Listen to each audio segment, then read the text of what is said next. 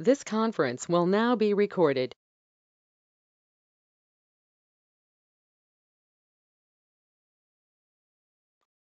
Welcome everyone, and thank you for joining the second chapter in our monthly Cybersecure Canada webinar series. My name is Brendan Dunphy. I am the Director of Trust and Compliance with Cyber New Brunswick, Inc.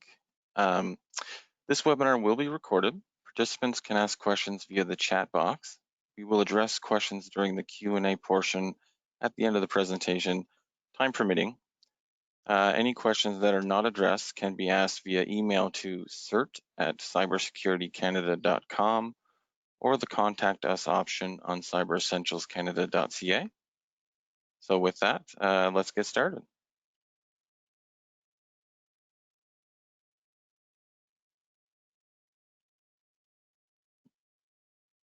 Go to the next slide, Victor. Oh, okay. So today's topic will be incident response plans, featuring Victor Beitner of Cybersecurity Canada as our industry expert speaker. Victor will be presenting on the benefits and best practices when creating an incident response plan and how it will meet the control requirements of Cybersecure Canada certification. Before we dive into Victor's presentation, I will give a brief overview of Cybersecure Canada certification, of the Cybersecure Canada certification program. And the next slide. Okay. So Cybersecure Canada was designed by Canadians to protect Canadian organizations. It is based on 13 control areas developed by the Canadian Centre for Cybersecurity, and they are: develop an incident response plan, securely configure devices, backup and encrypt data, enable security software, secure portable media, use strong user authentication, secure websites, secure mobility, secure cloud and outsourced IT services, implement access control and authorization, provide employee awareness training, establish basic perimeter defenses, and of course, automatically patch operating systems. Well, starting with this month's webinar, we will be presenting on one control topic per month to provide more details on the controls and what Cybersecure Canada compliance is looking for when implementing these controls. So don't forget to join us for our next chapter in the monthly webinar series in August. This topic will be Cybersecure Canada Control Topic 2, Automatically Patch Operating Systems and Applications. With this webinar, we'll focus on the Cybersecure Canada requirements under this control topic and the benefits of the cybersecurity hygiene it provides. This webinar will also feature an industry expert speaker from one of the accredited Cybersecure Canada certification bodies. Next slide. Yeah, so the program goals for Cybersecure Canada are to improve Canada's small and medium organizations' cybersecurity baseline, to raise awareness and educate all Canadians about cybersecurity, and of course, increase consumer confidence in the digital economy of Canada. And how to get certified. So certification process is as follows. So to get started, you can register to the secure online cyber web portal by going to cyberessentialscanada.ca and clicking register. Then you will complete the compliance roadmap and submit for certification. And at that time, you would select from one of the 4 accredited certification bodies, and they would review your submission. If there's anything missing or if they need clarification, they will contact you directly to get that resolved. And then you would be approved for certification for a 2-year period. And then after the 2-year period is up, you would recertify. So the certification bodies are third-party organizations who are trained and accredited as certification assessors by the Standards Council of Canada to support Cybersecure Canada program. The Cybersecure Canada accredited certification bodies include Cybersecurity Canada, who will be presenting on incident response plans with us today, Bulletproof Solutions, SourceTech IT, and WATSEC Cyber Risk Management.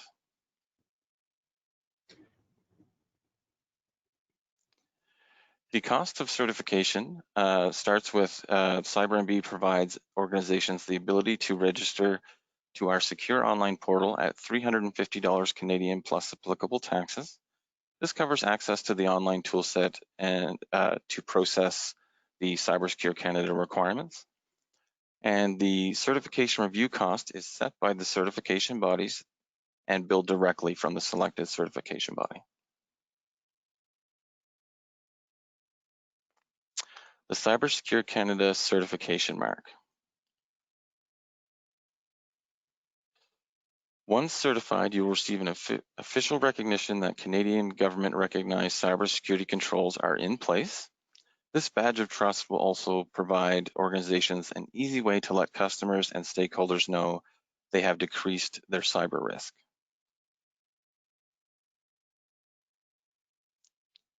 So, as part of our monthly partner spotlight series, we will be showcasing a specific partner and their unique offering to the Cybersecure Canada program each month. So July's partner spotlight features Cybersecurity Canada. We have a partner spotlight page on our website, cyberessentialscanada.ca, as well as a blog featuring Victor Beitner, Chief Executive Officer of Cybersecurity Canada. So please hop on over and check out those resources and see how Cybersecurity Canada has a unique offering, can support Cybersecure Canada. Now, with that, I'd like to introduce our industry expert speaker, Victor Beitner. Victor is the CEO of Cybersecurity Canada and has been involved with IT for almost 40 years and focused in the field of cybersecurity for about 15 years. Prior to cyber, Victor was involved in bleeding edge technologies related to advanced imaging technologies, developing systems for analysis of high altitude stereo photography and optical recording. Victor and the staff of Cybersecurity Canada have been instrumental in the development of Cybersecure Canada. And after Victor's presentation, we will address a few questions from the chat option in this webinar. So with that, I'll let Victor take it away. Hi, thank you, Brendan and CyberNB for having me as a guest speaker. I'd like to, Brandon basically gave you my rundown, so I don't have to repeat myself. The question is, what we usually start with a client is if they have an incident response plan. And the response is usually, well, we know what we're going to do if something were to happen. I said, that's great, but have you ever documented it? And the usual answer we get is no. So the plan allows you to actually plan for an incident event. In case you have an infection, something comes in and does, wreaks havoc and does the usual encrypt all your drives and everything. The plan is there to help you respond to it efficiently and give everyone the tools they need to do the quick recovery. So having a plan is basically a step-by-step instruction with people to call, but the preparation is critical because you have to get all the everyone that's involved in the actual plan, whether it's external or internal, in line, so you have the people to call, the numbers to call. If it's a lawyer, if you need a PR company, the privacy commissioners, the IT, they will all help you go through the process of recovering in a manageable time. So it is today. It's more and more important to have a plan because we're involved in a lot of incidents over the years, and basically the owners or CEOs of the organizations, they go into shock. Basically, they don't know what to do. They don't know who to call. Usually the first people they will call is their IT, and that's when things either depending on the type of event it is, the IT will do their best job remediating the event, but they also destroy evidence. So if it becomes a criminal matter or internal theft, whatever it is, it's critical to preserve your evidence. So the IT has to understand that this is important. So now part of the plan is understanding what the risks are. And the risks could be employee theft, stealing documents, ransom attacks, hardware failures, extended power failures, floods, anything. You have to be prepared for all these type potential events. Today, what's common is the ransomware attacks. We're seeing many-fold increase since the COVID situation. We're seeing at least 300 more attacks, successful attack, 300% more successful attacks, and probably about 5,000 times more events hitting systems, from the web, from attacking your portals, everything. There's an increase of about 5,000 times. So it's so you have to understand these risks, and then what you have to know again is what do you have to protect? Where are your crown jewels? Where is it going to be, like, what do you have to make sure that you have in place so that in the event of a major catastrophe, what do you need to get back up and running in a short period of time? Do you have the backups? Like, do you have a process as part of the plan when you call your IT? Do they know what to do in the event of an emergency? Like if you're using one of a service that stores all your data in the cloud, you are theoretically secured that way. But in a plan, you have to be able to roll out access to the cloud because maybe your facility is completely down for whatever reason. You can continue business either through the cloud or a process that your IT has in place to restore all the documentation. You also have to understand your single points of failure. Is it going to be the hard drive of your server is going to be your single point, or the server, your internet access? You have to determine what is going to be your issues when you do have some sort of outage. So in the preparation, we want to have a team of people. There's going to be a person who manages the team that sets the program in place. We want to list all the roles, responsibilities. They can be people inside the environment or third parties, but they have to be documented so that in the event of a plan, the CEO may know, the IT guy's on vacation, the internal IT guy's on vacation. So he may have backup backup to that person in place, or it might be a third party that will replace him when he comes in. So you have to define all the roles and responsibilities in the plan so you know who to call when any type of event happens.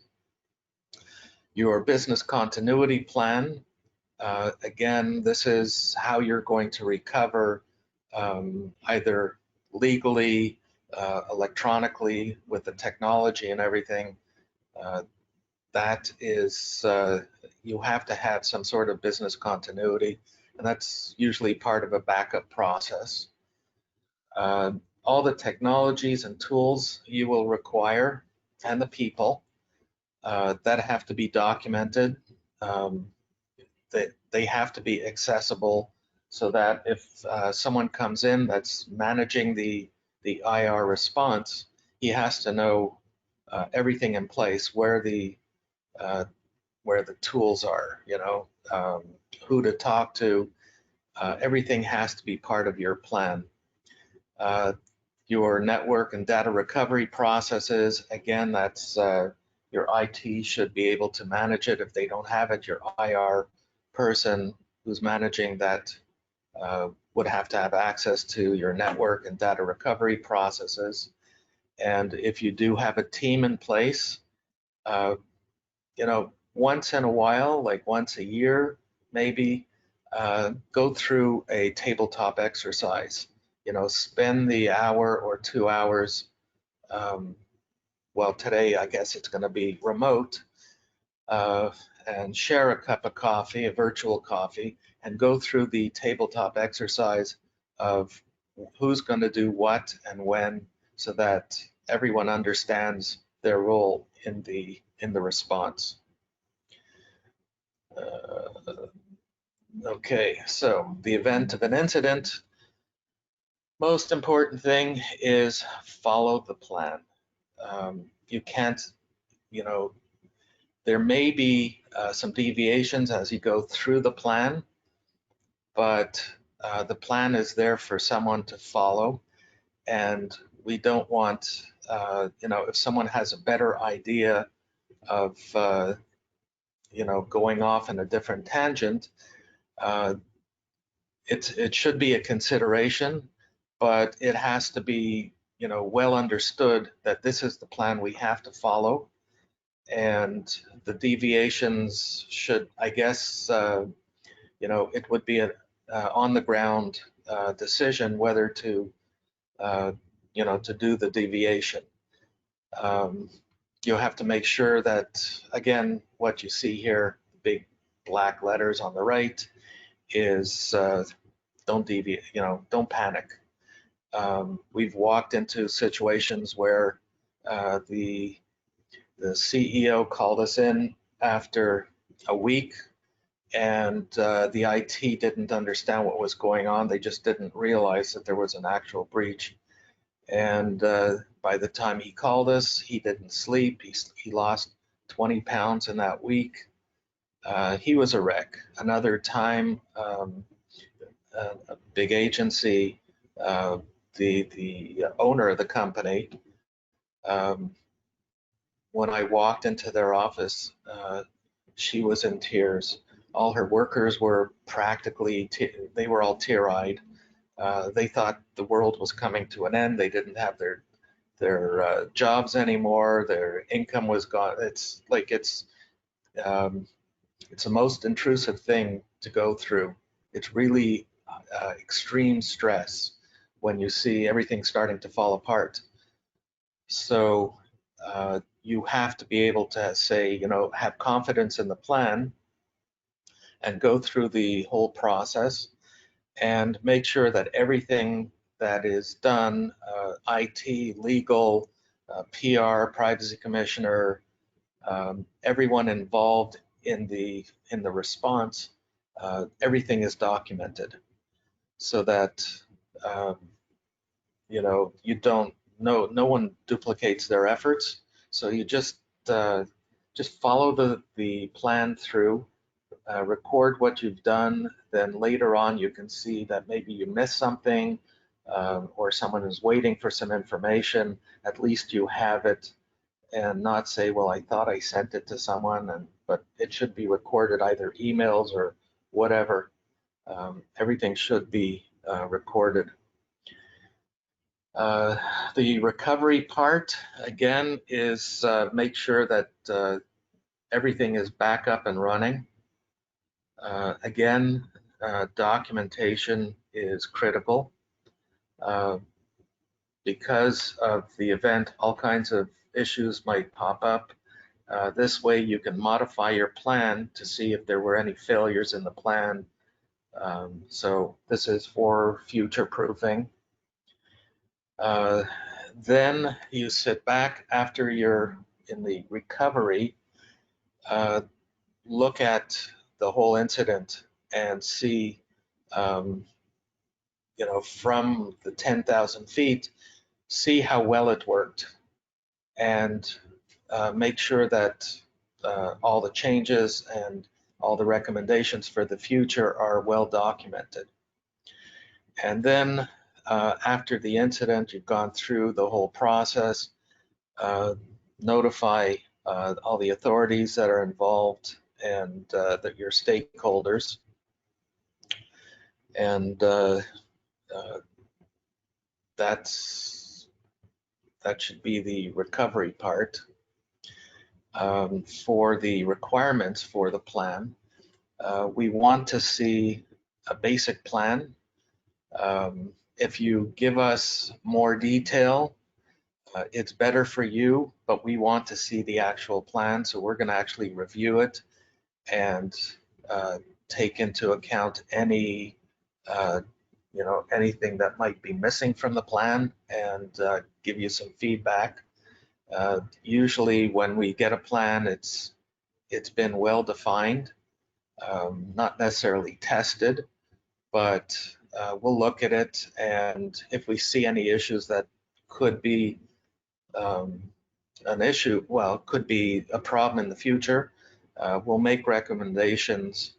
Well, the practitioner would make the recommendations on what needs to be done to, solidify the plan. Again, we need to know who's responsible, so we should have everyone listed in the plan and who's signing off on the plan, and it's usually C-level executive, or it could be passed down to someone else, but we need someone to be responsible for that. And again, we need all the relevant information for the contacts. Like I described earlier, we're going to be looking for all the people that are involved in the plan and to see that there are phone numbers for them, and see that they're actually current.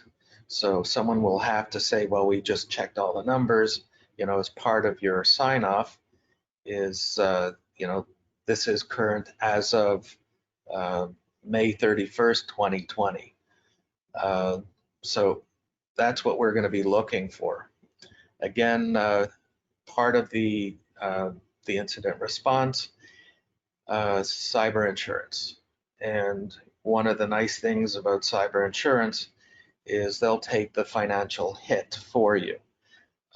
When you're in a panic state, income stops flowing, you don't know what to do. It's like you're yelling at your IT, you're yelling at everyone involved to get you up and running as quickly as possible, because you have employees to consider. You have income to worry about, and you also have government. Potentially the police may get involved, the privacy commissioner may get involved, and all this work will take money, and your insurance should cover you for most of the cost. So it's highly recommended to have an insurance program. And if you, for whatever reason, can't afford it, or you're going to self-insure yourself, then document it. We want to know that you've considered the insurance. It's not in your budget, but you're prepared to set aside a certain amount of money for this protection. And that is the end of my slides, and I'm open to any type of questions that anyone would have. Thanks, Victor. I think it's also important to mention that having a written incident response plan, like actual physical copy, is really important in the event that you can't access the soft version. So having an up-to-date incident response plan ready in an area where everyone knows where it is probably key when you don't have access to the soft version. So we finished a little bit early a presentation, or quite a bit early, I should say. Does anyone have any questions for Victor or myself that they'd like to put in the chat? This is Kareem. I'm not sure if you can hear me. Yeah. Yeah, I have a question. Sure. So, thanks to start. It's a great presentation. My quick question is, we're talking about an incident response plan, but in your slides, you've mentioned the business continuity aspect, the disaster recovery, the backing up process, talking about the threats and the vulnerabilities and all that. So my question is, do all of those elements need to be documented under the umbrella of incident response? We're going to be looking at your backup policies separately. So the continuity plan is basically tying it all together, but everything is going to be, you're going to have a backup policy plan, which is part of your BCP, and that will be separate. But your incident response plan should tie into some other areas. Okay, that's great. That explains it. Thank you so much. You're welcome. Perfect. Is there anyone else? Any other questions? Hi, this is Jack McCready. I just want to reinforce what was just talked about here. From the U.S. side, the cybersecurity system security plans typically look for 4 separate plans, sub-plans to the overall organizational level. The business impact contingency is the word that they like to use down here, certainly, as well as the incident response and the restoration to normal operations. But again, reinforcing it, they all have to somehow interact with each other. Understanding the contingencies has an impact on the incident response, as well as how you restore. Your restoration ties back to your incident response training, et cetera, et cetera. So again, just wanted to reinforce exactly what the speaker and the first question, Kareem, had brought up. Thank you. Thank you. Yeah, that was great. Thanks. Anyone else? Hi, it's Julian Cordon from Canary. I have just one question. What cybersecurity frameworks would you consider to be compatible with the level of granularity and expectations related to a good incident response plan? Would you say that probably NIST, it's a good value, COBIT, I don't know.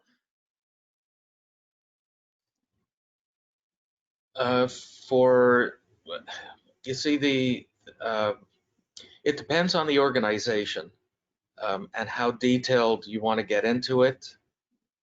Because this is a baseline, we want you to have the basics. Like if you want to get into a full detailed, we just evaluated, I think it was 70 or 80 page plan, which included the IR, it included the business continuity. If the pipes were to burst, what do you do? So they took into physical aspects of the environment.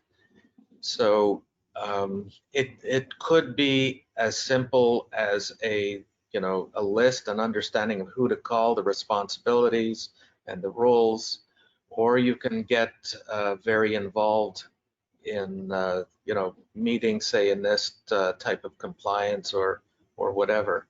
So it's basically what you can afford to produce and what you can afford to develop.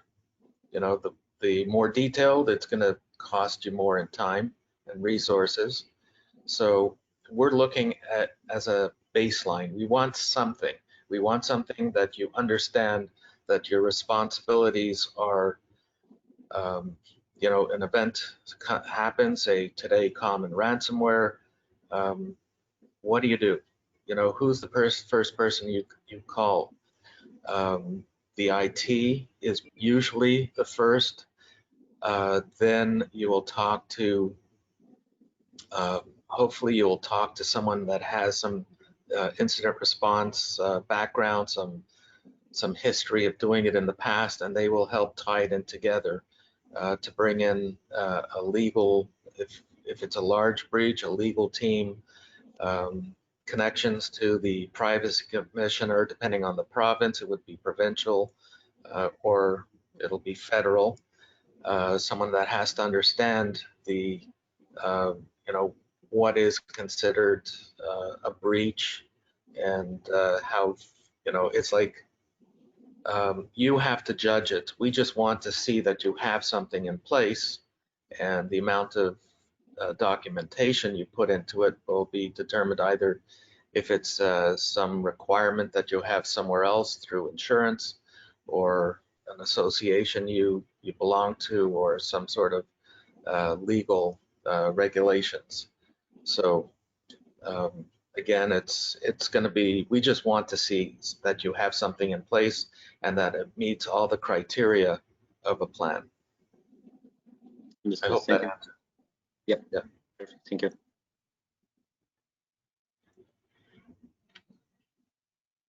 All right, great. Anyone else?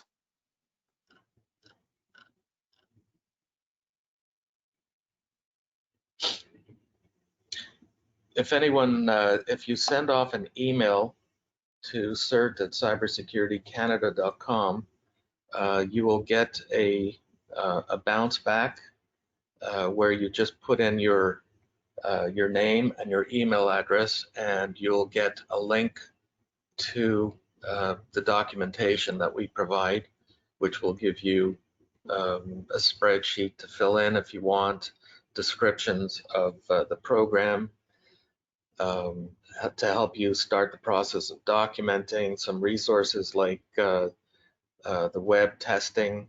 We're looking at passing OWASP Top 10, and unless you may need an ASVS testing, so the documentation is in the folder that you have access to, so you can see what you're getting involved in. It's again, this is all baseline, so anything that you do better is better, but this is what we want to see as a start. Perfect. Yeah. So you can also find more information on this framework by visiting the ICED website, cybersecurecanada.ca. There you'll find the baseline controls that this framework is built off of, and it'll actually show you control for control, what they're looking for certification. You can also visit cyberessentialscanada.ca to register or to read more about the certification and the blog from Victor this month.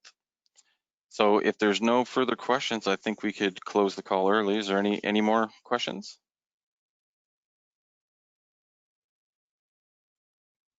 Perfect. Okay. Anything else from you, Victor?